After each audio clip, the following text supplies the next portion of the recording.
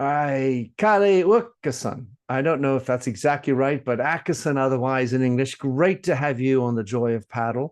You are, as I understand it, the General Secretary of the Swedish Padel Federation since 2020, and the first employee of the organization of the federation.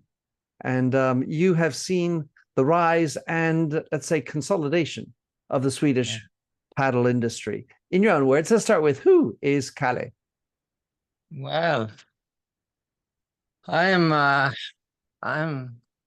I'm turned 50 this year, so Congratulations. been along for a while. Yeah, thank you. Um, I like sports. I like almost everything, and I like paddle, of course. Have a background of tennis, football, floorball. Tried almost everything. Table tennis. Um, been studying sport management. I've uh, have been working for a quite long time before this job as a management consult. So I like to develop organizations, but I have developed a lot of other organizations. And after a while, I thought I really want to develop my own organization. No, this is not my own organization, but this is an opportunity for me to be a be a big part of the Swedish Padel Federation and uh, develop the organization and the sport and the non-profit clubs. We have non-profit clubs in Sweden, and I think it's a great mission. I live in a small town called Varberg, south of Gothenburg on the west coast of Sweden. Yeah, And that's the that short story. and Gothenburg is where you started playing your paddle, as I understand it. Yeah, it is. Well, it was. I played there too. I Before played we in had Gothenburg. any centers in Varberg, so we went up to 1 hour to Gothenburg, and we played maybe for 3 or 4 years in Gothenburg. Yeah, So you're a left-handed player. yeah. Um, and how would you describe for you, or why did you get into paddle? What was it that your journey that really attracted you at the very beginning? Well, actually, it was one of my best friends that uh, told me, Kalle, do you know it's a new sport in Sweden? You have to test it because when we were playing tennis, I liked the angles and the playing soft and The crafty that, left-hander. yeah, classic. Uh, so we started to play and I loved it from the first beginning. And when a sport is that new, it's you can see so many things you can do with it. So well, that was the start. So And plus, when you get in at the beginning, you can get high ranking. yeah, yeah. Well, I haven't been that high ranked in Sweden, but top 50, I think. But no, um, I don't play that many tournaments, so I think I have the worst minus development, or what do you say in English? So maybe 3 or 4 thousand in the Swedish ranking right now. So, Well, and but plus we're not getting younger, are we, Calais? yeah, Your yeah. favorite play. Do you watch a lot of the pro paddle or not? Well, quite a lot. We had a couple of World Padel Tour tournaments in Sweden, and I've been watching them and watching on YouTube and TV. So yeah, One of the Maybe so much, don't so much that I'm the biggest fan, but because I don't have a lot of time, but sometimes I'm watching, and then I've been joining Sweden in quite many championships. So yeah. And they are true competitors at the international level. The reason why I ask is that Vianney Dubois was on my show, and he talked about how there might be 35 million players in the world, but there are only 1 million or so people watching paddle. So it's a rare sport where there are more players than fans. And we need to help that up so that the pros can get paid what they deserve for the high entertainment that they provide. Yeah. Well, that's a big challenge, and it's the same in Sweden. If I can give you a couple of numbers, we are maybe 600,000 paddle players in Sweden, and we have our mission is to work with the non-profit clubs, and I think it's about between 30 and 40,000 players that are a member in a non-profit clubs of 600,000 that plays paddle. And that's one thing. And how many watching paddle? I think if we are having a tournament, the Swedish Padel Tour, we are about maybe between 2,000 and 5,000 people watching, and that can be so much better.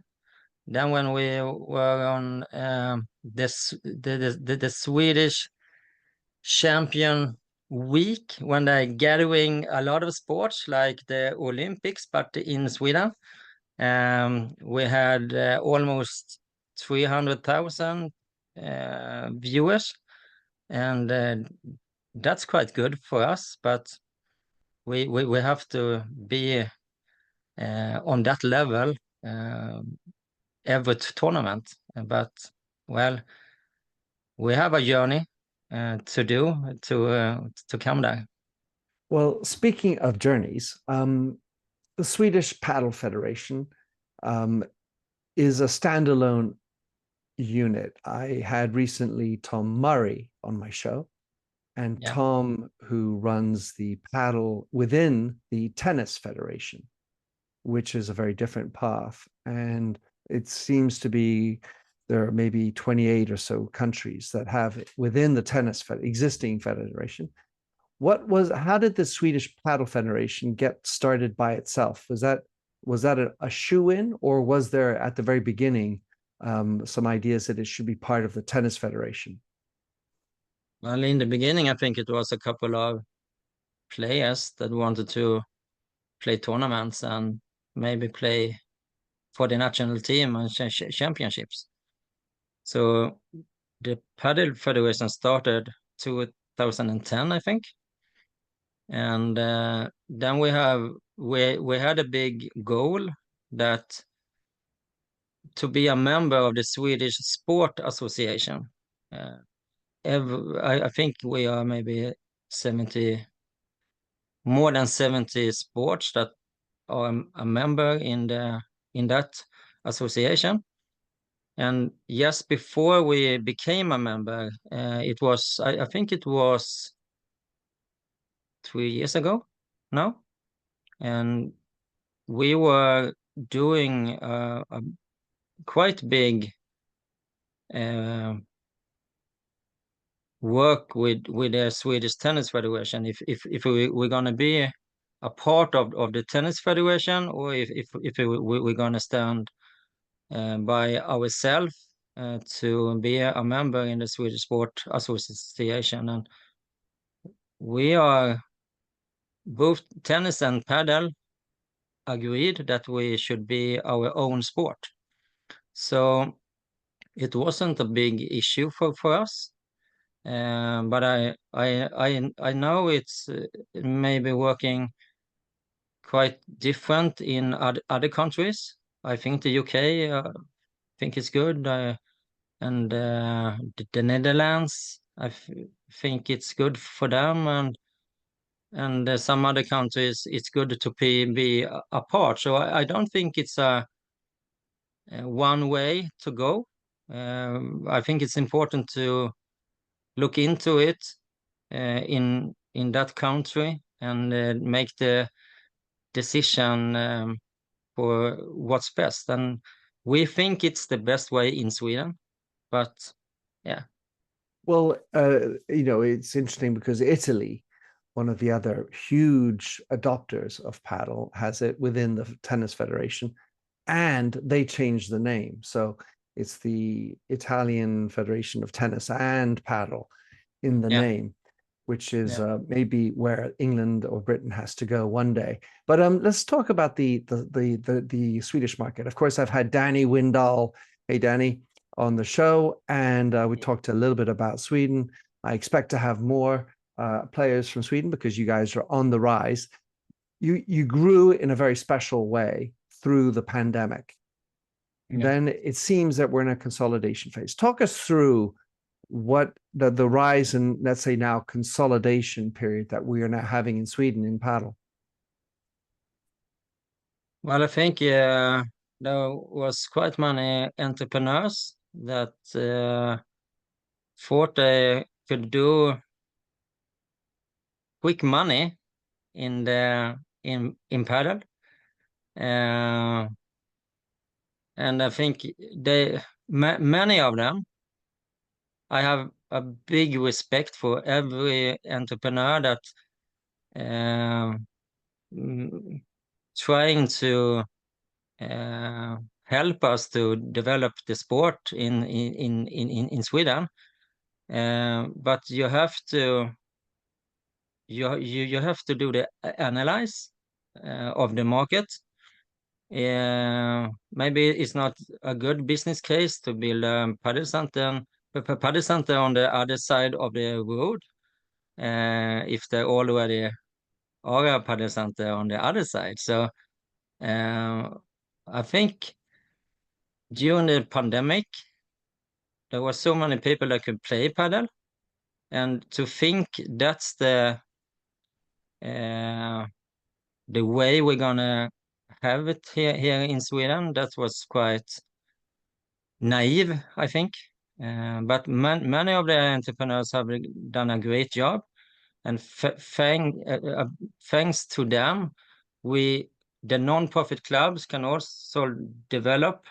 And if we are looking at the non-profit clubs that are a member in the Swedish Padel Federation, during the pandemic, we went from 106 clubs to almost 200. And now we are 230, maybe. So our group have been great. Our mission, the non-profit clubs, and the members in the club, and the players that play have a competition license. It have been great, but the paddle centers and the venues, it have been very tough. So I know the Europe are looking at Sweden and what happened, but I think it's something like that. You have to do the analyze and do a good business case, and everyone didn't do that. Well, I think in their defense, they were in the midst of a completely atypical situation with the pandemic. And so it was quite hard to know what the analysis on which benchmarks you should be describing, whether it's going to work or not. And, I have so many have talked to me about paddle being a safety or a method to combat mental health, and where, the whole thing of death and pandemic and lockdowns, which Sweden didn't have so much of, I'd say in your honor, Yeah. But the mental health issues are so prevalent. Paddle seems to be such a way to combat mental health. Can you explain the way that with the clubs closing down? I know there's the big one that's in Salonen, or I can't remember how you pronounce it, north of Stockholm, that big club that closed down. Is it because it gives you access in the nonprofit clubs to secondhand courts? Is that how it's benefiting you? Well, I don't. I first want to say big. I also have a big respect for the everyone who tried to develop develop the sport. It was I think it was very good, but for us, I think I've been struggling for a quite long time to have a good cooperation with the paddle centers, and I think it's very important that non-profit clubs are having competition and training and everything in the venues, and the venues have to you can hire the paddle court, but I think many company are trying to do the same thing as the non-profit clubs. The mission of the non-profit club, they're gonna have training and competition and everything.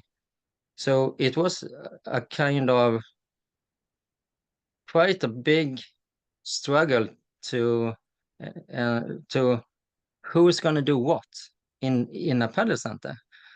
Or we're gonna go the commercial way, or we're going to go the non-profit club way, or the federation, the mission of the federation.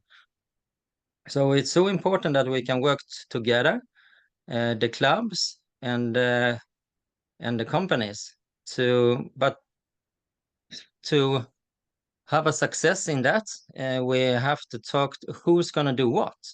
So if we can work together, the company can, the venues can rent the paddle courts, and they can have some kind of networking. But I think it's good for the non-profit clubs to have their training and the competition and develop the sport. So I think, I don't know if that's the answer of the question, but that is my analyze about that thing. Your analysis. The Yeah. question I want to go into now is development. Sweden is on the map as being one of the premier non-Hispanic countries. You've got Danny Windahl, who's I think in the top 50 now, representing Sweden. How are you at the Swedish Padel Federation trying to cultivate the players? Do you have ambitions to have 5 people in the top 100, or what? How are you orchestrating the development of your players, and do you have a junior program as well? Well, we are in that process right now. We have just hired one elite head of elite. Is that the right word? To work with the top players and the national team, but to be successful in that mission, we have to work with the grassroots and everyone that wants to play padel, the children and the youth, and we have to make much more players in the clubs and players that want to compete, want to participate in competitions, so we can build it from the beginning. And one important thing is our mission for the education, so we can have good trainers that can train every player. So I think even though we are making good results on the championships, we have a couple of players that are struggling now in the Premier Padel and FIP tournaments. It's just in the beginning for us. So we want to set everything that you were talking about with a program and make in Sweden I think the whole world are talking about it, but go from a triangle to a rectangle. Do you know what I mean with that? Well, the triangle at the top of the pyramid is Yeah. there's a small amount, but if a rectangle, it means you have more people at the top, more people in the middle, more people at the bottom.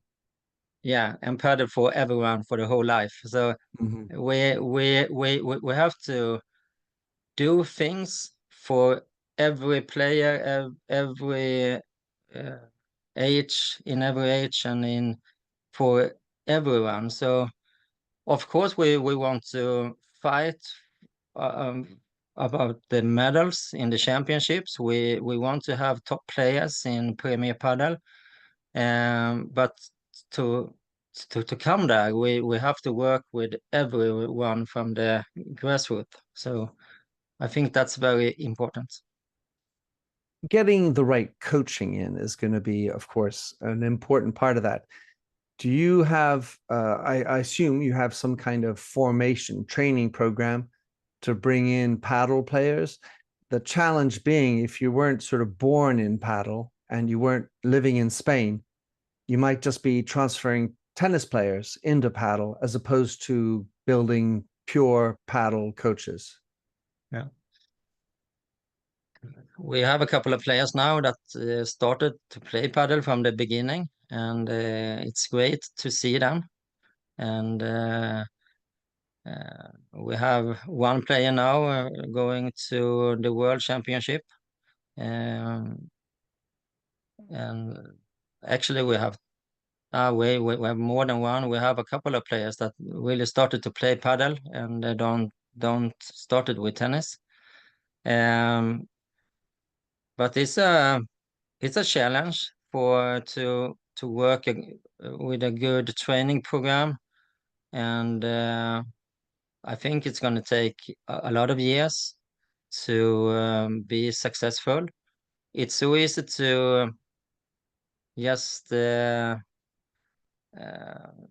try to get a good trainer from Spain. Can you come to Sweden and help us? But I think it's maybe a short. It's good for in the short term, but well, we have a couple of really good Swedish trainers, and I I think it has to have to take the time to make everything to come in place, to come in. If we are rushing, it's maybe we're going the wrong path, and we really have to do it from the beginning, because like we were talking about in the beginning of the federation, it was because a couple of players wanted to play competition and the national team. We didn't really start to work with non-profit clubs until maybe 5, 6, 7 years ago. So it's still so early for us, and to compete with Spain, it's give us 20 more years, please. Totally, and some good sun. Yeah. When you think about Sweden, it's very much a tennis country. You obviously have huge, Bjorn Borg, Stefan Edberg, and so many others. Mats Wilander. What happens in tennis, which perhaps is not quite as obvious in paddle is tennis is watched by many, many people. So Borg, winning Wimbledon, maybe there were many people who discovered the power of tennis and became attracted by him. And then he, by himself, probably brought the whole next generation of paddle players. I know in Sweden, Abramovich plays. You've obviously got some tennis players involved. But because paddle isn't watched by so many, it's hard to have that as a way to pull the entire country with you. So there's no lessons one can learn from tennis in Sweden to help build paddle. Well, one of the most important things is to have the top players in the world. And we had that in tennis, and we had it in table tennis. And we are successful in a lot of sports. But I think media have so much power. So if we are not in the top of the world, it's not interesting for our broadcasting companies to broadcast the competitions. So we are now struggling with that kind of question, the streaming and broadcasting, and we are struggling with the success. If we are successful in the European Championship or in the World Championship, it's going to be another thing.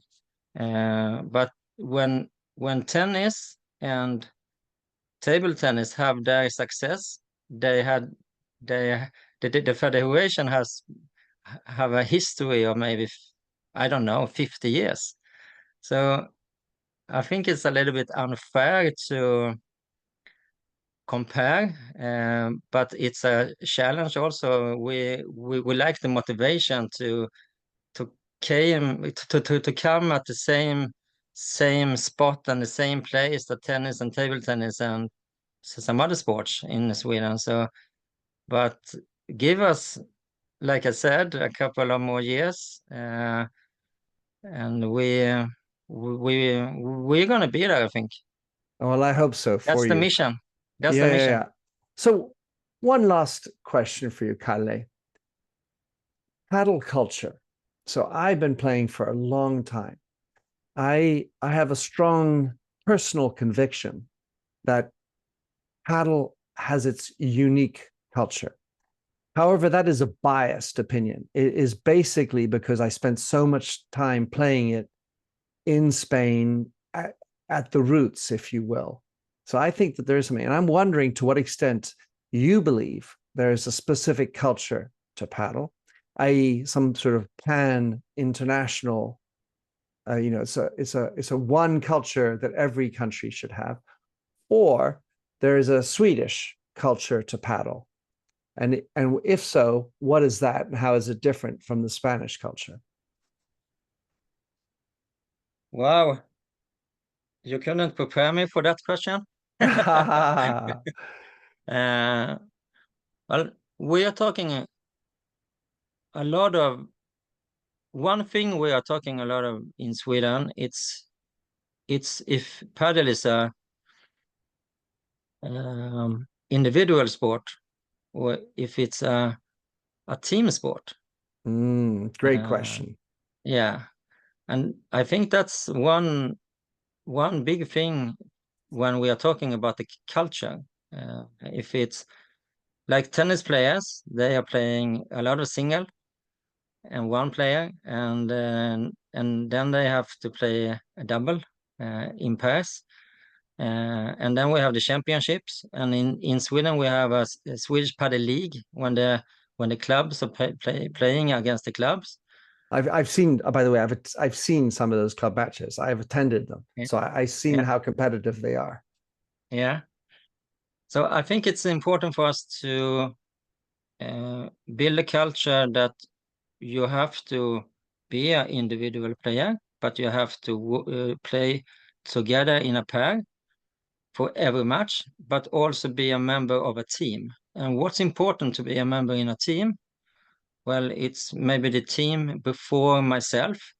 And that culture, I think it's very important here in Sweden. And of course, it's important for every country that are participating in the World Championship or European Championship. So that's something we are talking a lot about. So that's a really interesting question to be debating, because indeed you look at Sergio Gutierrez, he talks very much about how it's an individual sport, and you know how the pairs are constantly changing. They're jettisoning a partner because they're not getting the results right away, and having that long-term idea, creating the team like Danny's doing with his partner. They've been together now quite a while, and they now learn each other, they know each other, and that complicity, that sense of teamwork on the court, you can see it, how well they manage it together. And on the other side, you can see how some pairs are always, you know, slumping shoulders and giving bad body language when the other guy makes a mistake, or the other woman, whatever, makes a mistake. And having that ability to be complicitous, have complicity with your partner, is so important. Yeah, and I love this expression. What can I do to make my partner better? And we are talking about it in the organization. And I think it's so important to talk about it when you are playing in pairs, and in a club for a national team. And so can you be that player that doing your partner better? Maybe that's the main thing for success. I just love that. And in the little questionnaire I sent you beforehand, you wrote in that Chingotto is your favorite player. I have to believe that he is wired that way. Yeah, I think so too. I saw him the first time in Båstad in Sweden. The first time the World Padel Tour came to Sweden, I think it's 6 years ago, maybe. I think he was playing with LeBron in that time. I don't remember, but he was such a great player, and now he's even greater player. So I love him. I love the what's in English, the head, the mindset. The mindset. Yes. Well, you know, Kennedy said, John F. Kennedy said, you know, ask not what the country can do for you, but what you can do for the country. Ask not what I should do on this paddle court, or what paddle should do for me. Ask what can you do to help your partner. On these wonderful insight, really, Calle, that's a really gorgeous way to finish. How can anybody contact you, learn more about what you're doing at the Federation? What would you like them to do in terms of actionable steps after listening to your interview? And if they want to contact us, they can search for our website. It's in Swedish, so it's svenskpadel.se, and that's one thing you can do. But if you're in Sweden now and playing padel and want to be a part of this fantastic sport, be a member in a club, please. It's a very important for us to get more funding from the government and the Swedish Sport Association. And that's what I'm thinking about. Beautiful. Tack så mycket. Vamos, paddle. Thank you. Thank you very much.